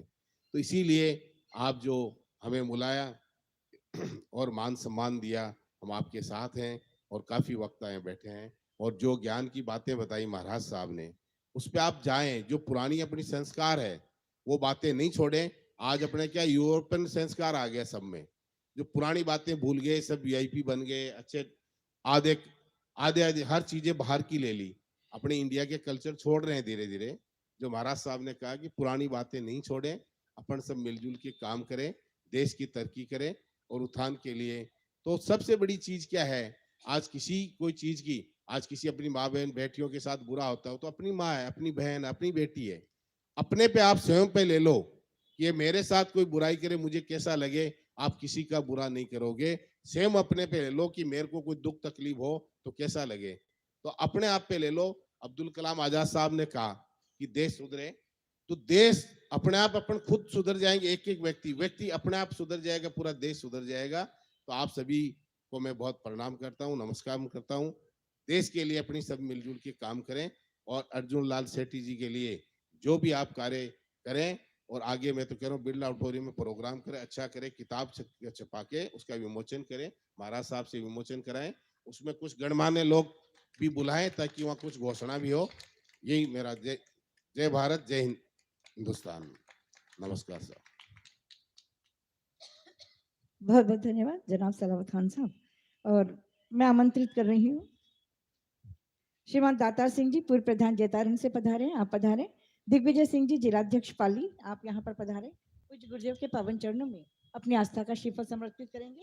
साथ ही आदरणीय सलावत खान साहब आप भी पधारेंगे और साथ ही ललित सिंह जी संचोरा साहब, अध्यक्ष जयपुर व्यापार मंडल, आप पधारे। पूज्य गुरुदेव के पावन चरणों में अपनी आस्था का श्रीफल समर्पित करेंगे। और हम सम्मान करना चाह रहे हैं सभी केसरिया जोत के सभी सदस्यों का, यहाँ पर पधारेंगे। स्वागत की कड़ी में आमंत्रित कर रही हूँ प्रवीण जी साहब को, और आप 4-5 लोग यहाँ पर आ जाएंगे। बोहरा साहब भी आप आ जाएं, और नरेंद्र जी सेवा वाले आप यहाँ पर आ जाएं। प्रमोद जी बोहरा साहब भी आ जाएं। आप वैसे आप भी रहेंगे यहाँ पर। स्वागत की इस कड़ी में आमंत्रित करूँ योग गुरु श्री रमेश जी बिजारनिया साहब को, आप यहाँ पर पधारिए। आपका तिलक और माल्यार्पण करके सम्मान कर रहे हैं हमारे यहाँ की सभी कमेटी के सभी सदस्यगण। और आप लोगों की तालियां जरूर बजते रहे। इतना अच्छा जो लेकर चले हैं, क्रांति का बिगुल बजाया जिन्होंने, और जो उन महान आत्माओं को वापस जिंदा करना चाह रहे हैं सभी के यहाँ पर, ऐसी सभी का मैं बहुत बहुत स्वागत करती हूँ, अभिनंदन करती हूँ। और इसके साथ ही आमंत्रित करूँ विजय सिंह जी शेखावत, संयोजक श्री राजपूत करनी सेना जयपुर, आप यहाँ पर पधारें।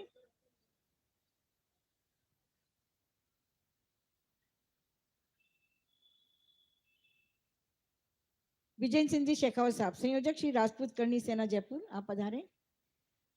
और इसके बाद आमंत्रित कर रही हूँ हरि सिंह जी कविया, संयोजक ठाकुर केसरी सिंह बरहट जयंती समिति, आप पधारें यहाँ पर। ऐसे तो इस साल जैसे करिए ऐसे हर साल इस दिन को कर सकते हैं, और अर्जुन सेठी की जयंती के लिए तो सबको जुड़ के काम करना ही चाहिए। डॉक्टर शिव सिंह जी मालावन, अध्यक्ष थिएटर आर्टिस्ट एसोसिएशन जयपुर, आप पधारे यहाँ पर। हर फील्ड के लोग आपने जोड़े हैं इसके अंदर, बहुत अच्छी बात है, क्योंकि सभी का मिलकर ही बहुत अच्छे से ये संस्था बनेगी। और आपने जो सोचा है वो जरूर से पूरा होगा। आपने नहीं बल्कि हम सभी की सोच है, सभी आपके साथ हैं इस नेक काम के अंदर। आमंत्रित करूँ राजन सिंह जी अम्बेडकर संघ, डॉक्टर योगेंद्र जी अग्रवाल, अध्यक्ष रंगलोक थिएटर अकादमी, आप पधारे यहाँ पर।